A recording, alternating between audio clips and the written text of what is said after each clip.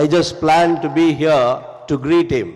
நான் நல்ல பொன்னாடையெல்லாம் எடுத்து ஒரு நல்ல வேதாகமத்தையும் வாங்கி அவரை வாழ்த்த அவரை ஆசீர்வதிக்க நான் வந்தேன்.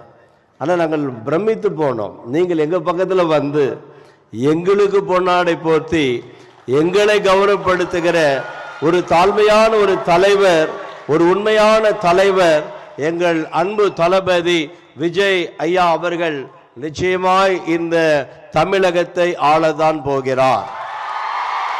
அவர் நிச்சயமாய் தமிழகத்தை ஆளுவார் என்று ஆண்டவரும் இரட்சகருமாகிய இயேசு கிறிஸ்துவின் ஈடு இணைற்ற நாமத்தினாலே ஆசீர்வதிக்கிறேன். நீங்கள் எதையும் சம்பாதிக்க இங்கு வரவில்லை, சம்பாத்தியத்தை கொடுத்து மக்களுக்காக நீங்கள் வந்திருக்கிறீர்கள். எங்கள் அன்பான தினத்தூது பத்திரிகை சார்பாகவும், எங்கள் saint John's group of schools சார்பாகவும், எங்கள் இந்திய கிறிஸ்தவ ஊழியர்கள் ஐக்கியத்தின் சார்பாகவும் உங்களை வாழ்த்துகிறோம், ஆசீர்வதிக்கிறோம். We are so happy to be here. Oh, we are so much blessed to be here. நாங்கள் உள்ளே நுழையும் போது பத்திரிகையாளர் கேட்டார்கள், நீங்கள் இங்கே எப்படி அப்படின்னாங்க. இது எங்கள் விழா,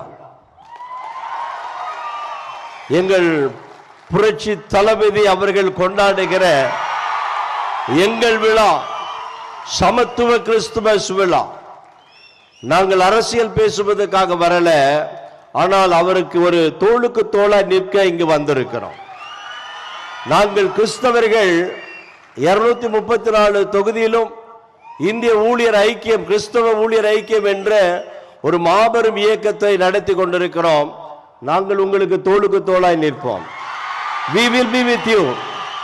We will be with you in all means. எல்லா நேரங்களிலும் நாங்கள் நிற்கும்படியாய் வந்திருக்கிறோம். ஏனென்று சொன்னால் ஒரே ஒரு காரியத்தை சொல்லுகிறேன்.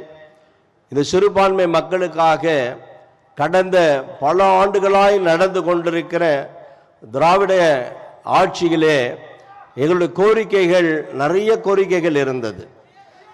அதுல சில கோரிக்கைகள், முக்கியமான கோரிக்கைகள், அதை கூட நாங்கள் போராடி போராடி பெற முடியாமல் சோர்ந்து போய் வந்திருக்கிறோம். எங்களுக்கு ஒரு சில கோரிக்கைகள் இந்த அன்பு தளபதி விஜய் அவர்கள் மூலியமாய், புரட்சி தளபதி விஜய் மூலியமாய் அந்த கோரிக்கைகளை நிச்சயமாய் நிறைவேற்றுவார். நீங்கள் முதல்வராய் வருகிற 2026 வருஷத்திலே இந்த தமிழகத்தை ஆள்வீர்கள்.